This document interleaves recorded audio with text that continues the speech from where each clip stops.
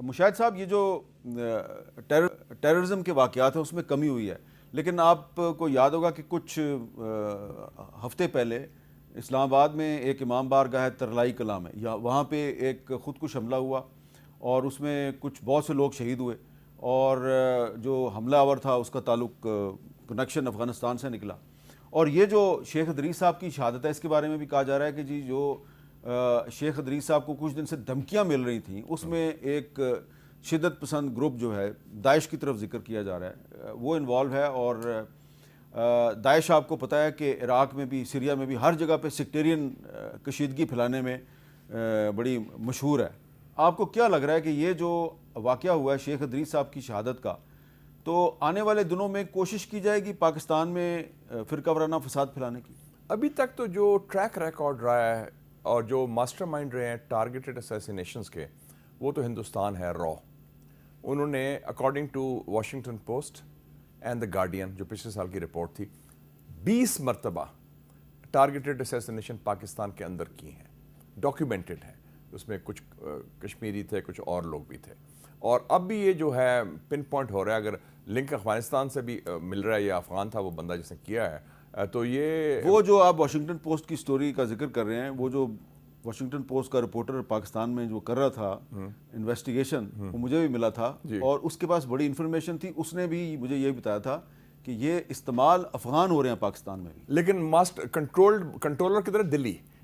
دلی وایا golf country. ہاں، golf country, یس،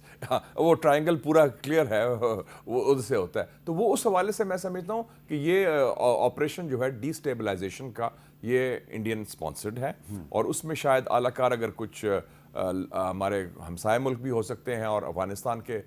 لوگ بھی انہوں نے کیے ہوئے ہیں، تو یہ کلیئرلی ڈی سٹیبلائز کرنے کا چیز ہے۔ میں تو آج بھی ایک سیمینار تھا آئی ایس پی آر کا مارکہ حق کے حوالے سے نسٹ میں نے یہ کہا کہ انڈین اسٹریٹجی 3 ڈیز کے اوپر ہے: damage Pakistan,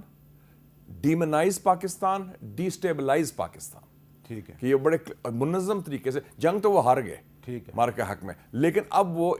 court operations, hybrid وار کے ذریعے یہ کام کریں، اور یہ کام میں ان کے اسرائیلی دوست بھی ایکسپرٹ ہیں، اسیسینیشن ٹارگیٹڈ جو ہے۔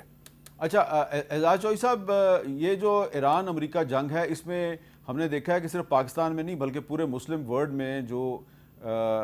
فرقہ واریت ہے، سیکٹیرینزم ہے، کافی پیچھے چلی گئی ہے۔ کیا آپ کو لگتا ہے کہ پاکستان میں کچھ علماء دین کو ٹارگٹ کیا جا رہا ہے تاکہ دوبارہ پاکستان میں سیکٹیرینزم کو واپس لایا جائے؟ جی بالکل ہو سکتا ہے،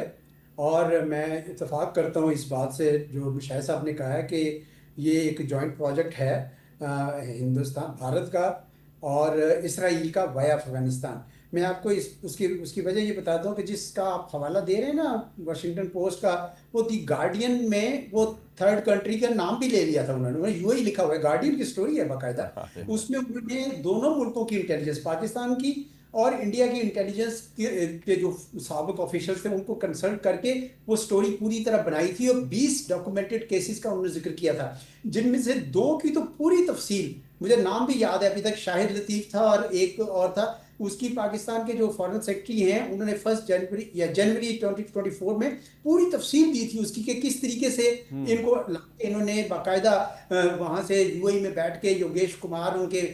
تھے پروجیکٹ ہینڈلر تھے، تو اب انہوں نے یہ سوچا ہوگا کہ جی وہ تو پہلے کشمیریوں کو تو چھوڑے، ابھی فی الحال ہم سیکٹیرین کی طرف جاتے ہیں، اور وہ سیکٹیرین ایشوز جو ہیں وہ کرنا چاہ رہے ہیں، اور پھر یہ الزام بھی لگ جائے گا افغانیوں کے اوپر کہ دیکھیں جی یہ جو ان کا جو شرعی ریاست وہ بنانا چاہ رہے ہیں، اس سے یہ چونکہ تھوڑا بہت مختلف ہیں،